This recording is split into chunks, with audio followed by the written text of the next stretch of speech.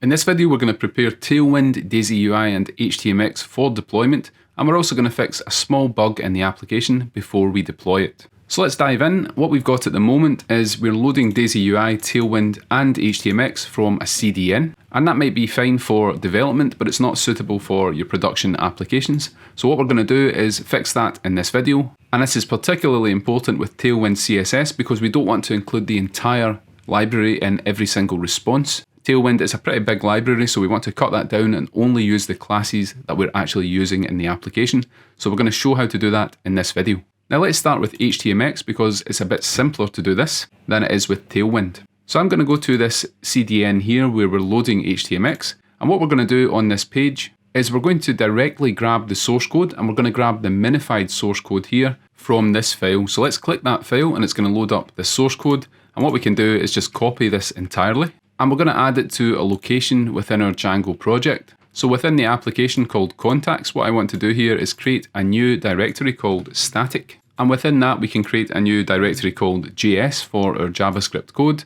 And finally, I'm going to create a file here called htmx.min.js, and we can just paste that into that location. So now we've taken the source code from the CDN and we're bringing it local to the application. And once it's here, what we can do is go to base.html, and that's the base template for this project. And at the top of this file, we can load Django's static template tag, and we can then use that within this script tag to reference the local location of HTMX. So let's just remove the existing script tag, and what we're going to do here is create a new one, and we're going to point the source to the static template tag here. And the location within that static directory is going to be within the JavaScript directory, and it's htmx.min.js.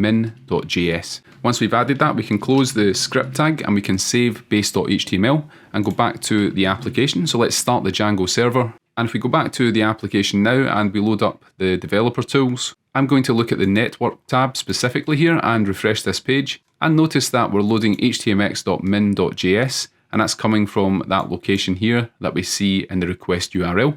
And we get a 200 response, so all is well with HTMX here.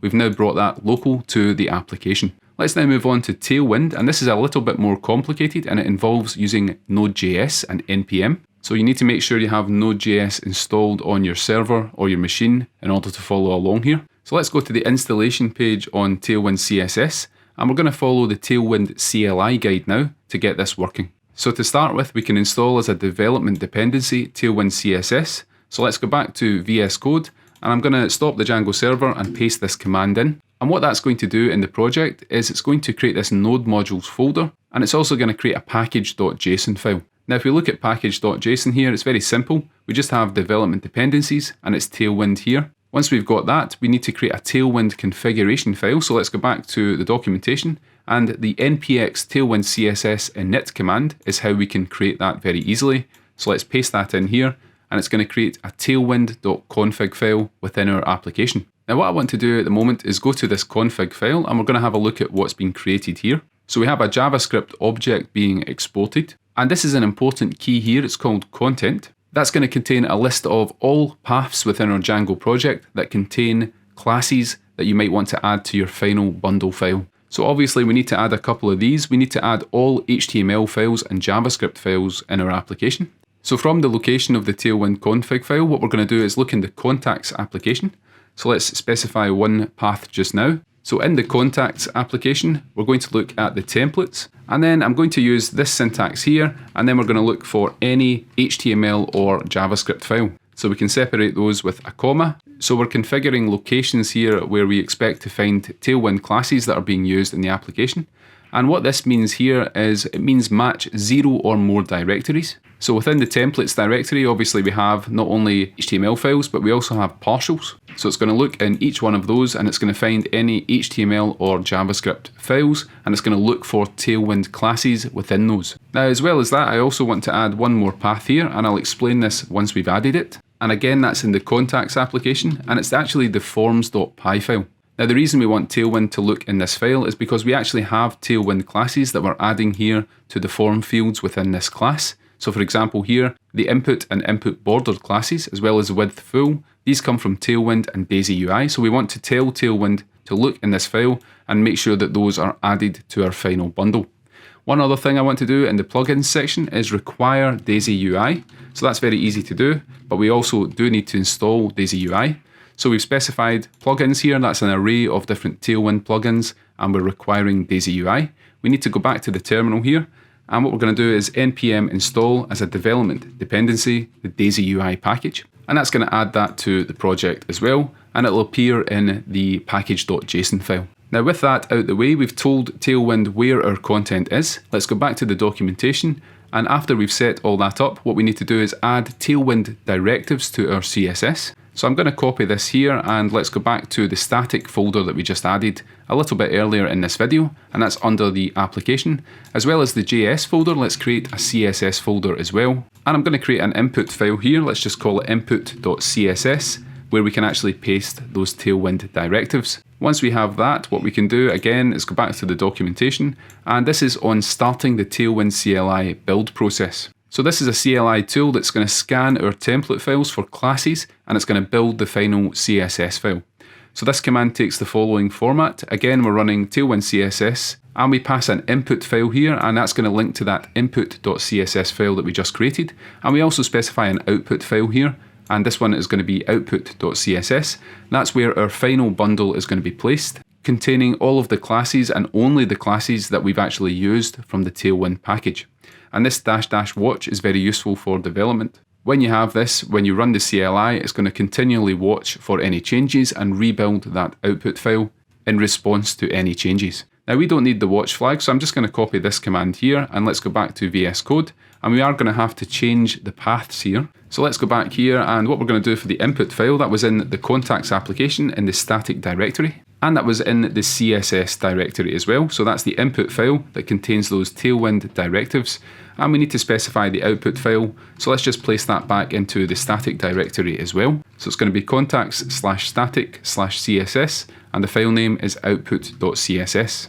Now when we run this command, you can see that that's very quickly finished, and if we look at the static directory and go to the CSS directory within that, we now have an output.css file, and that only contains the classes from Tailwind that we've actually used in the application based on these paths that we've provided as content. So the Tailwind CLI has scanned those, and it's created this output file based on what's in the templates that we've got in this application. And that's great for performance, because instead of including the entire Tailwind package like the CDN will, we now only include a subset of the classes. And that's going to be better when we send this file over the network to anyone that's making a request to the application. Now once we've done this, we can add a link to this output file to the base.html template. So let's do that just now. Now we can remove the Tailwind CDN link, and I'm also going to remove this link here. I'm going to change the href for the link tag. Now we're loading a CSS file here, so let's do this with the static template tag in Django, and the name of this is going to be css/output.css. And as well as the href, we're going to add one more attribute here, and that's rel equals stylesheet. Now the question is, will this work? Let's run the Django server and go back to the application now. And we're going to go back to that network tab, and we're going to have a look at this. When we refresh the page, notice that the page has loaded here, and if we look at output.css, we're getting back a 200 response. So we've found that, and if we look at the styles on the page, everything still looks normal. So that is working fine. We have the modal here where we can add a new contact as well. So it looks good, everything is working as expected. Now to build for production, what we can do is take the output.css file, and we can actually minify that to reduce the size of that, and again that's going to improve performance. So in order to do that, let's bring back that npx command that we ran, and remember the -- watch flag, there's also a -- minify flag, and if we run that, it's going to minify that output file, as you can see here. So when you build for production, that's going to be what you want to do in order to minify the output.css file and make it as small as possible as you transmit that to your clients. Now to finish this video, we're going to fix a small problem in the application. So let's start up the server again and go back to the contact list page. And what I'm going to do is just remove all of these contacts. So everything we see in the list, I'm going to remove that just now. So I've now removed all of these and refreshed the page, and we have that no contacts found alert that we added earlier in the series. Now if I try to add a new contact now, when we click the add contact button, we are not getting anything happening here, and if we go to the console, notice that we have an HTMX target error. Now what that means is that the target for the response after we click the add button is not available in the DOM. So if we look at the target here, when we submit this form, it's the contact table body. But if we go back to the page here, notice that we don't have a table in this at the moment. We just have this alert because there's no existing contacts. And if we look at the reason for this, if we go to the contact list partial, the contact table body is this T body, but it doesn't exist if we don't have contacts because this if statement is going to evaluate to false. So the else clause is what we see here, and this is what contains this alert. So there's no table body. That means that the very first time we add a contact, we're going to get this target error. So we're going to fix this, and we're going to keep this quite simple for the video. And we're just going to restructure a few things on this page. Now I want to move this if statement, so I'm going to cut that out of here, and we're going to move that into the table body. So let's move it in here, and if we do have contacts within the table body, we're going to iterate over them. Otherwise, we can add an else clause within the table body itself. And what I'm going to do is take this alert here, and I'm going to move that into the table. So let's cut it out of here, and we can remove the else and end if. And once we've done that, we can go back here, and to this else block, what we're going to do is create a table row, and that table row is just going to contain the alert. And that row is going to contain a table data element, and I want to give this a call span of 5. And don't forget to close the table data, and then we can paste in the alert. The reason we're giving it a call span of 5 is that we want it to span all of the columns in this table. So we have 5 of those, so we're going to give this alert a call span of 5. And what this means is that if we don't have contacts, we're going to go to the else block, and we're going to create our table row for that, and we're going to display the alert across the entire table. And the last thing I want to do is when we hit the else block here, I want to give this table row a class, and we're going to give it a class here of no contact row. In other words, this is the row that's created when we don't have any contacts. So let's try this out again and go back to our application. I'm going to refresh this, and I'm getting this error, unclosed tag on line 15. Let's go back to that. And I think the problem here is that in the else statement, we don't have an end if at the bottom of that. So let's add that here. Once we've added that, we can go back to the page again, and we have this message saying no contacts found. So I'm going to try adding a new contact now. And if we add that guy, you can see that it appears in the table. So the error is gone now. It's adding the contact to the table because now the table always exists. And the only problem we have left is that this alert is not disappearing when we actually add our first contact.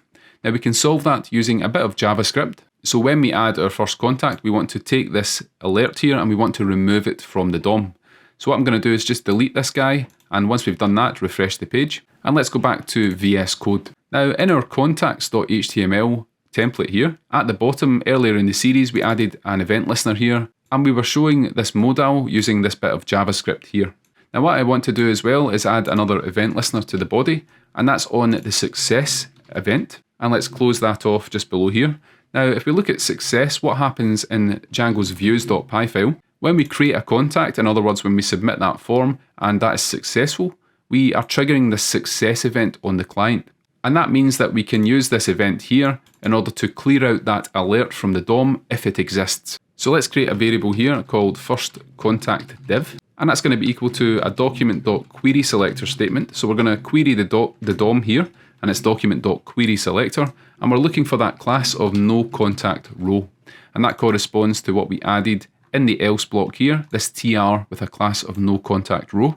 We're looking for that, and that's going to either return that row if it exists, or it's going to be null if it doesn't exist. In other words, if we have contacts on the page, it's not going to be on the page. So we can now check if that exists, and we'll use an if statement here. If firstContactDiv, we then want to remove it from the DOM, and that's very easy to do.